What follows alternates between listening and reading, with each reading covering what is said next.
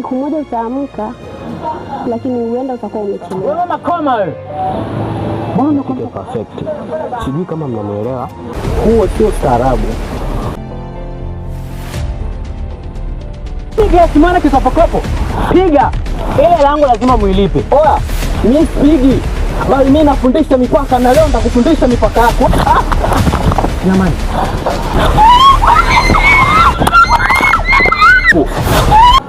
Za miezi 40. Naona umejifunza kitu.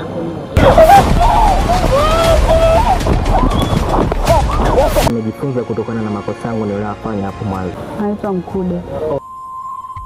Nilipotea nikazani nimeisha, lakini kila kuanguka kulikuwa somo, si mwisho.